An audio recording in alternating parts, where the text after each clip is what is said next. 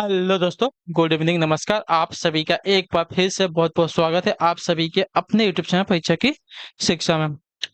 आशा करता हूँ कि आप सभी अच्छे होंगे। आपकी जो तैयारी है बढ़िया तरीके से चल रही है। तो जो बच्चे पहली बार आए हैं, क्लास में नए हैं, उन सबको बता दिया हमारे चैनल पे आपकी जो है बीएड प्रवेश परीक्षा 2024 की जो आपकी तैयारी है कंप्लीट बेसिस पे रेगुलर करवाई जाए। तो जिसे भी तैयारी पूरी करनी है क्या करेंगे, चैनल को सब्सक्राइब करके हमारे साथ जुड़ जाएंगे, उसके बगल में जो बेल आइकन देगा उसको ऑन कर लेंगे।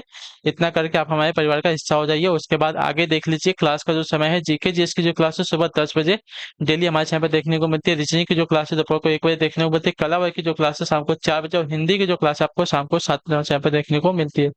तो क्लासेस का जो शेड्यूल आप लोग याद करके रखेंगे, इसी टाइम पे वो क्लासेस से जुड़ना, अपनी तैयारी को जो है पूरा और कंप्लीट करना है। ठीक है। इसके अलावा अगर आपका कोई डाउट है, कोई क्वेश्चन है, कोई क्वेरी है, तो आप हमें आके इंस्टाग्राम पे पूछ सकते हैं। परीक्षा के शिक्षा का इंस्टाग्राम का पेज है, नीचे डिस्क्रिप्शन में इसका लिंक मिलेगा पीडीएफ, और उसके लिए हमारे टेलीग्राम का जो चैनल है आप उसको ज्वाइन कर लीजिए। परीक्षा के शिक्षा का नीचे डिस्क्रिप्शन इसका लिंक मिल जाएगा। यहाँ पे क्या है, डेली बेसिस पे आपको जो क्लास का अपडेट है वो दिया जाता है, और जो आपका एग्जाम का अपडेट होगा वो भी आपको यहाँ पे बताया जाएगा। तो आप लोग यहाँ से जुड़ेंगे तो आपका कोई भी अपडेट जो है मिस नहीं होगा। ठीक है, क्लियर है। तो चलेंगे क्लास स्टार्ट करें। स्टार्ट करने से पहले जिसने अभी तक देखिए क्लास को लाइक नहीं किया, क्लास को एक एक लाइक कर देंगे, क्लास को अपने दोस्तों के साथ जो है शेयर भी कर देंगे। ठीक है, क्लियर है। तो चलिए क्लास स्टार्ट करें। पहला क्वेश्चन देखते हैं आपका क्या देगा, बताएं की कोशिश करेंगे आपका सही सही उत्तर आपका क्या होगा। ठीक है, पहला क्वेश्चन देखिए आपका 51 नंबर से जो आपकी क्लास स्टार्ट हो रही है। ठीक है, कौन सा वाद यह मानता है कि यह विश्व मनुष्य के मस्तिष्क में स्थित है, अतः विचारों के बदलने से दुनिया बदल सकती है? बताइए। मानववाद, समाजवाद, आत्मवाद या आदर्शवाद? कौन सा वाद यह मानता है कि यह विश्व जो है मनुष्य के मस्तिष्क में स्थित है, अतः विचारों के बदलने से दुनिया बदल सकती है? तो आपका राइट आंसर यहाँ पे हो जाएगा साथियों, यह वाद है आपका आदर्शवाद, जो आपका दिया गया डी वाला विकल्प आपका राइट आंसर। ठीक है, आदर्शवाद यह मानता है कि यह विश्व जो है मनुष्य के मस्तिष्क में स्थित है, अतः विचारों के बदलने से दुनिया बदल सकती है। ठीक है, यह बात जो आपका आदर्शवाद का है। अगला क्वेश्चन देखते हैं आपका 52, बताएं की कोशिश करेंगे आपका राइट आंसर क्या हो जाएगा। जब दो भिन्न संस्कृतियां एक दूसरे के संपर्क में आती हैं तो यह कहलाती है क्या? बताइए। जब दो भिन्न संस्कृतियां एक दूसरे के संपर्क में आती हैं तो यह क्या कहलाती हैं? तो यह आपकी कहलाती है साथियों यहाँ पे सांस्कृतिक संपर्क, जो आपका दिया गया डी विकल्प आपका यहाँ पे राइट आंसर। ठीक है, क्लियर से किसका में क्लियर है। जब दो भिन्न संस्कृतियां एक दूसरे के संपर्क में आती हैं तो यह जो है सांस्कृतिक संपर्क कहलाती है, जो आपका डी विकल्प देगा 52 पे आपका राइट आंसर। अगले क्वेश्चन बढ़ेगा 53 नंबर, 53 को उत्तर देने की कोशिश करेंगे आपका राइट आंसर का। दिल्ली में कौन सा ऐतिहासिक स्मारक जो है भारतीय तथा फारसी वास्तुकला शैली का उदाहरण है? बताइए। दिल्ली में कौन सा ऐतिहासिक जो है स्मारक भारतीय तथा फारसी वास्तुकला शैली का उदाहरण है? तो आपका राइट आंसर यहाँ पर हो जाएगा साथियों हुमायूं का मकबरा, जो आपका सी वाला विकल्प देगा आपका सही उत्तर। ठीक है, हुमायूं का जो मकबरा है एक ऐसा ऐतिहासिक स्मारक है जो भारतीय तथा फारसी वास्तुकला शैली का उदाहरण है। ठीक है, याद रखिएगा। क्लियर है सभी को।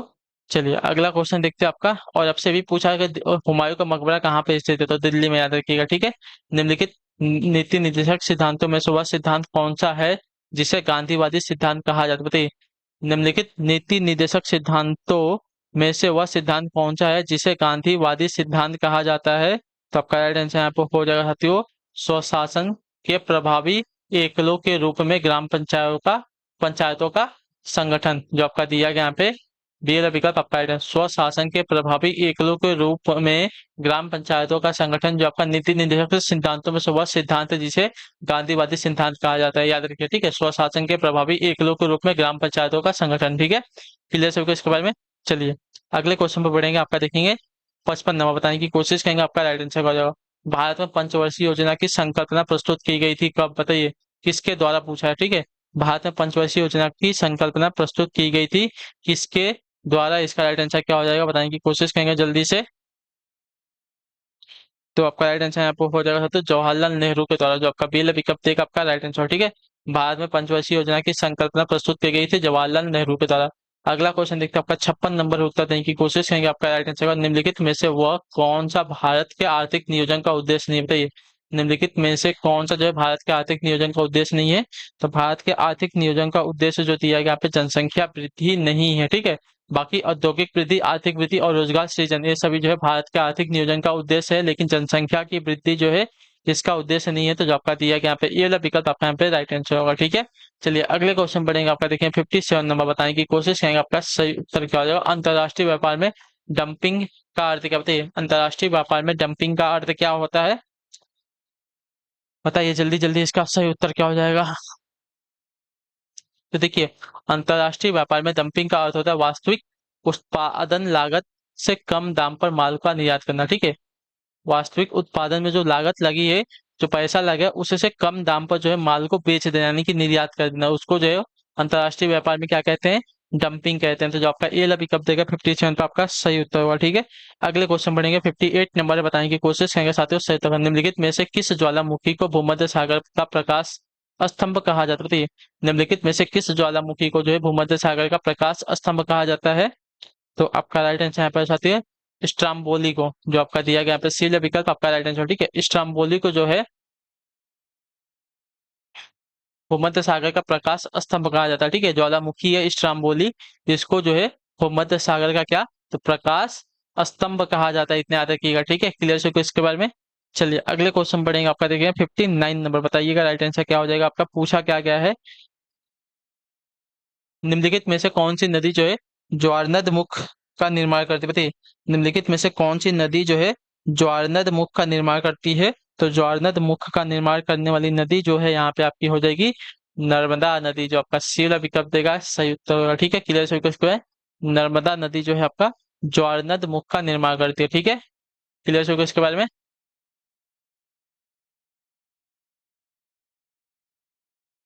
ठीक है, क्लियर से को, हाँ या ना।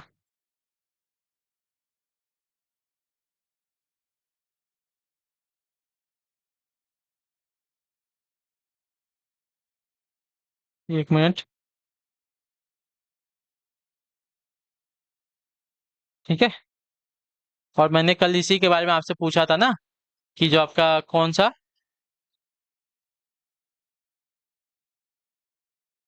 तो सरदार सरोवर बांध जो है किस नदी पर बना हुआ है। तो सरदार सरोवर बांध भी आपका जो है नर्मदा नदी पर बना हुआ है, ठीक है। इसी इसी के बारे में आपसे मैंने पूछा था, तो यहाँ पे सिर्फ एक ही स्टूडेंट जो है मेरी मोनिका ने आंसर दिया था इसका, बाकी किसी ने आंसर इसका नहीं दिया था, ठीक है। तो आप लोग जो है थोड़ा एक्टिव हो जाइए क्लास में, क्लास में क्या पूछा जाता है, क्या बताया जाता है, उसका आप लोग ध्यान से सुनिए और आंसर देने की कोशिश कीजिए, ठीक है। ठीक है, चलिए अगले क्वेश्चन बढ़ेंगे, आपका देखें 60 नंबर, बताने की कोशिश करेंगे आपका राइट आंसर क्या हो जाएगा, ठीक है। भारतीय रिजर्व बैंक का कार्य नहीं है, क्या बताइए, भारतीय रिजर्व बैंक का कार्य क्या नहीं है। तो भारतीय रिजर्व बैंक का कार्य जो दिया गया यहाँ पे, निर्यातकर्ताओं को ऋण देना, ठीक है। जो आपका दिया गया डील विकल्प आपका राइट आंसर हो जाएगा। करेंसी नोट जारी करना, मुद्रा योजना बनाना, भारत के सभी बैंकों पर नियंत्रण रखना, ये सभी जो है भारतीय रिजर्व बैंक का कार्य है। लेकिन निर्यातकर्ताओं को ऋण देना जो है भारतीय रिजर्व बैंक का कार्य नहीं। जो आपका डी विकल्प देगा है 60 पे आपका सही उत्तर होगा, ठीक है। अगला क्वेश्चन देखते हैं, 61 नंबर है, बताने की कोशिश करेंगे आपका राइट आंसर। भारत में कागज उद्योगों का प्रथम सफल कारखाना सन 1879 में निम्न में से किस स्थान पर लगाया गया, बताइए। भारत में कागज उद्योग का प्रथम सफल कारखाना जो है सन 1879 में निम्न में से किस स्थान पर लगाया गया था, आपका राइट आंसर क्या हो जाएगा। तो इसका राइट आंसर आपका हो जाएगा साथियों लखनऊ में, जो आपका सीधा पिकअप देगा आपका सही उत्तर, ठीक है। भारत में कागज उद्योग का प्रथम सफल कारखाना सन 1879 में जो है लखनऊ में लगाया गया था। अगला क्वेश्चन देखते होगा 62 में, बताने की कोशिश करेंगे आपका सही उत्तर क्या हो जाएगा। शिकागो में संपन्न 1893 में विश्व धर्म सम्मेलन में भारत के प्रतिनिधि कौन थे, बहुत इंपॉर्टेंट क्वेश्चन है, ठीक है। शिकागो में संपन्न 1893 ईस्वी में विश्व के विश्व धर्म सम्मेलन में भारत के प्रतिनिधि कौन थे। तो आपका राइट आंसर यहाँ पर स्वामी स्वामी विवेकानंद, जो आपका दिया गया यहाँ पे सी वाला विकल्प 62 पे आपका राइट आंसर हो जाएगा, ठीक है। शिकागो में संपन्न 1893 के विश्व धर्म सम्मेलन में भारत के प्रतिनिधि आपके स्वामी विवेकानंद थे, ठीक है। अगला प्रश्न देखते हैं आपका 93 में, बताने की कोशिश कीजिएगा आपका यहाँ पे सही उत्तर क्या हो जाएगा। किस शासक को जहांगीर ने फर्जंद यानी कि पुत्र की उपाधि से सम्मानित किया, बताइए। किस शासक को जहांगीर ने फर्जंद यानी कि पुत्र की उपाधि से सम्मानित किया था। तो आपका राइट आंसर यहाँ पर हो जाएगा साथियों बीजापुर के शासक अली आदिल शाह को, जो आपका दिया गया यहाँ पे ये विकल्प आपका राइट आंसर, ठीक है। बीजापुर के शासक आदिल शाह को, जो आदिल शाह को जो है जहांगीर ने फर्जंद यानी कि पुत्र की उपाधि से सम्मानित किया था, जो आपका ये वाला पिकअप देगा 63 पे आपका सही उत्तर। अगले क्वेश्चन बढ़े आपका 64 नंबर, बताने की कोशिश करेंगे आपका राइट आंसर। भारतीय राष्ट्रीय कांग्रेस 1947 में देश के विभाजन पर सहमत हो गई, इसका मुख्य कारण क्या था, बताइए। भारतीय राष्ट्रीय कांग्रेस जो है 1947 में देश के विभाजन पर सहमत हो गई, इसका मुख्य कारण क्या था। तो इसका मुख्य कारण था आपका यहाँ पे कांग्रेस बड़े पैमाने पर सांप्रदायिक दंगों को टालना चाहती थी, ठीक है, जिसकी वजह से ये आपका हुआ था, ठीक है। भारतीय राष्ट्रीय कांग्रेस 1947 के देश विभाजन पर सहमत हो गई। इसका मुख्य कारण क्या था कि कांग्रेस जो है बड़े पैमाने पर सांप्रदायिक दंगों को टालना चाहती थी, ठीक है, याद रखिएगा। तो जो आपका दिया गया सी अभी का 64 पे आपका सही था। अगले क्वेश्चन बढ़े आपका देंगे 65 नंबर, ध्यान से देखिएगा, बताएं कि कोशिश कीजिएगा आपका मौलिक अधिकारों को लागू करने अथवा अतिक्रमण करने के मामले में उच्च न्यायालय निम्नलिखित में से किस प्रकार का आदेश जारी कर सकता है, बताइए। मौलिक अधिकारों को लागू करने अथवा अतिक्रमण करने के मामले में उच्च न्यायालय निम्नलिखित में से किस प्रकार का आदेश जो है जारी कर सकता है।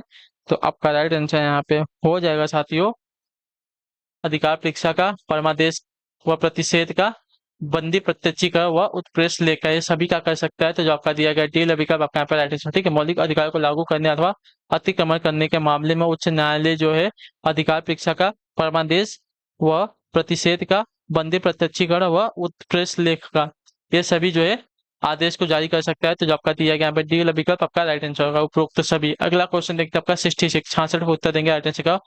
वह अर्थव्यवस्था जिसमें सरकारी व निजी दोनों के उपक्रम हो वह क्या कहलाती है। वह अर्थव्यवस्था जिसमें सरकारी व निजी दोनों के उपक्रम हो वह क्या कहलाती है। तो आपकी कहलाती है साथ ही यहाँ पे मिश्रित अर्थव्यवस्था, जो आपका बी विकल्प देगा आपका राइट आंसर होगा, ठीक है। वह अर्थव्यवस्था जिसमें सरकारी व निजी दोनों के उपक्रम हो वह आपकी मिश्रित अर्थव्यवस्था कहलाएगी। अगले क्वेश्चन बढ़ेंगे 67 पे उत्तर देंगे आपका राइट आंसर क्या होगा, ठीक है। चलिए क्या दिया गया है, निम्नलिखित में से कौन सा स्रोत जो है ऊर्जा का व्यावसायिक स्रोत नहीं है, ठीक है। निम्नलिखित में से कौन सा स्रोत जो है ऊर्जा का व्यावसायिक स्रोत नहीं है।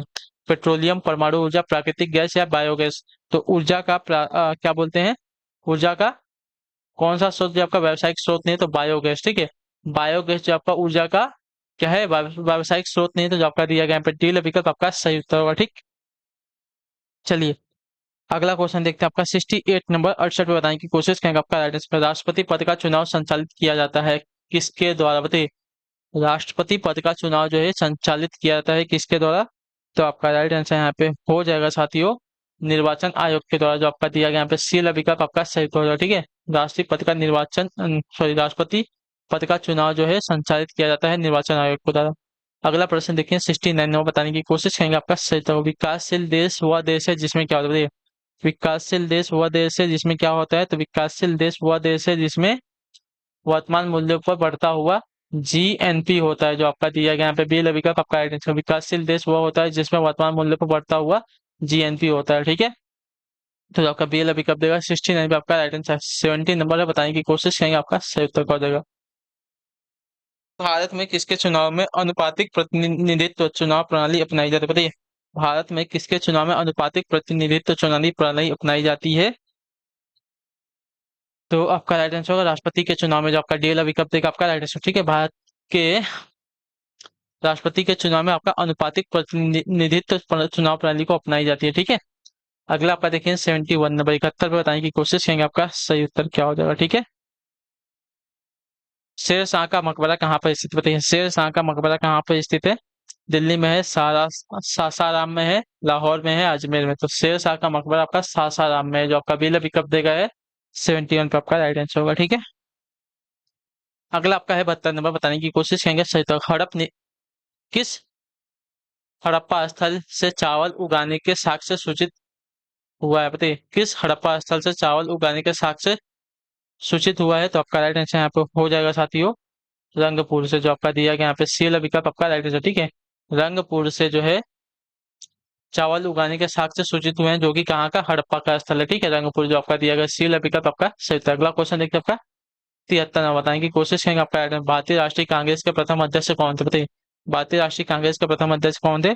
तो भारतीय राष्ट्रीय कांग्रेस के प्रथम अध्यक्ष की अगर बात की जाएगी तो आपके WC बनर्जी थे। जो आपका दिया गया यहाँ पे टी विकल्प आपका राइट आंसर होगा, ठीक है। क्लियर से इसके बारे में, भारतीय राष्ट्रीय कांग्रेस के प्रथम अध्यक्ष आपके WC बनर्जी थे, ठीक है। क्लियर से इसके बारे में। अगले क्वेश्चन बढ़ेंगे 74, बताने की कोशिश करेंगे आपका राइट आंसर। कथकली किस प्रदेश की नृत्य नाटिका है, बताइए। कथकली किस प्रदेश की नृत्य नाटिका है। तो आपका राइट आंसर यहाँ पे हो जाएगा साथियों, केरल की। जो आपका बेला विकल्प देगा आपका राइट आंसर, ठीक है। कथकली जो है केरल राज्य की क्या हो जाएगी, नृत्य नाटिका हो जाएगी, ठीक है। कथकली जो है कहाँ का, याद रखिएगा। कथकली जो आपका केरल राज्य का क्या हो जाएगा, लोक नृत्य हो जाएगा। वही नृत्य नाटिका वही लोक नृत्य हो जाएगा, ठीक है। जो आपका दिया गया यहाँ पे बेला विकल्प आपका 74 पे सही उत्तर होगा, ठीक है। चलिए अगले क्वेश्चन बढ़े आपका देखें 75 बताएं कि कोशिश करेंगे आपका राइट आंसर आ जाएगा। कावेरी जल विवाद किन दो राज्यों के बीच, बताइए कावेरी जल विवाद जो है किन दो राज्यों के बीच में है। तो कावेरी जल विवाद की अगर बात की जाएगी तो कावेरी जल विवाद जो है आपका यहाँ पे हो जाएगा साथियों कर्नाटक तथा तमिलनाडु राज्यों के बीच में। तो जो आपका दिया गया यहाँ पे डी वाला विकल्प आपका यहाँ पे सही उत्तर होगा। ठीक है, क्लियर है इसके बारे में। चलिए अगले क्वेश्चन बढ़ेंगे आपका देखेंगे 76 में बताएं कि कोशिश करेंगे आपका राइट आंसर। भारत की राजधानी कलकत्ता से दिल्ली किस सन में स्थानांतरित हुई थी, बताइए भारत की जो राजधानी है कलकत्ता से दिल्ली किस सन में स्थानांतरित हुई थी। तो आपका राइट आंसर यहाँ पे हो जाएगा साथियों 1911 में। जो आपका दिया गया बी विकल्प आपका राइट आंसर। ठीक है, भारत की राजधानी जो है कलकत्ता से दिल्ली सन 1911 में स्थानांतरित हुई थी। ठीक है, क्लियर है। जो आपका दिया गया बी विकल्प आपका राइट आंसर होगा। अगले क्वेश्चन बढ़े आपका देखें 77 नंबर बताने की कोशिश करेंगे आपका राइट आंसर क्या हो जाएगा। ठीक है, पानीपत का तीसरा युद्ध कब हुआ, बताइए पानीपत का तीसरा युद्ध कब हुआ था। तो पानीपत का तीसरा युद्ध आपका हुआ था 1761 में। ठीक है, क्लियर है। पहला युद्ध 1526 में, दूसरा 1556 में, तीसरा जो है 1761 में। ठीक है, चलिए अगले क्वेश्चन बढ़े आपका देखें 78 नंबर।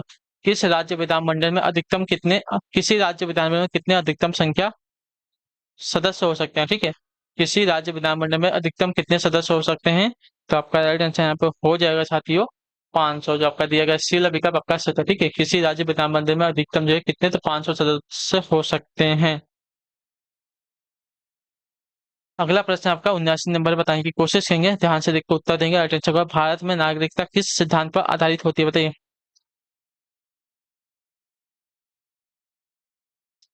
भारत में नागरिकता जो है किस सिद्धांत पर आधारित होती है। तो आपका राइट आंसर यहाँ पे हो जाएगा साथियों जन्म स्थान तथा रक्त के संबंध से। जो आपका दिया गया यहाँ पे सी वाला विकल्प आपका राइट आंसर। ठीक है, भारत में नागरिकता का सिद्धांत जो है जन्म स्थान तथा रक्त के सिद्धांत पर आधारित होती है। तो जो आपका दिया गया यहाँ पे सी वाला विकल्प आपका राइट आंसर होगा। ठीक है, उसका जो जन्म है भारत में होना चाहिए और उसके माता या तो पिता में से कोई भी एक जो है इंडिया का होना चाहिए। ठीक है, अगला क्वेश्चन देखते हैं आपका 80 नंबर। भारत के विदेशी विनिमय संचय का प्रतिरक्षक कौन, बताइए भारत के विदेशी विनिमय संचय का प्रतिरक्षक कौन है। तो आपका राइट आंसर यहाँ पे हो जाएगा साथियों भारतीय रिजर्व बैंक। जो आपका डीएल विकल्प देगा आपका राइट आंसर होगा। ठीक है, भारत में विदेशी विनिमय संचय का प्रतिरक्षक आपका भारतीय रिजर्व बैंक है। ठीक है, क्लियर है को इसके बारे में। ठीक, तो इसी के साथ जो आपकी क्लास है आज की यहीं पे कंप्लीट होते हैं। आई होप कि जो क्लास है अच्छी लगी, अच्छी क्लास को लाइक कर देंगे, चैनल पर पहले तो चैनल को सब्सक्राइब और हमें जो है कमेंट में फिर क्लास के बारे में जोड़ने का आपको क्लास कैसी लगी। ठीक है, तो हम आपसे मिलेंगे आपकी अगली क्लास है, तब तक के लिए टाटा बाय बाय, जय हिंद जय भारत। आप सभी का क्लास से जुड़ने के लिए बहुत बहुत ही धन्यवाद साथियों।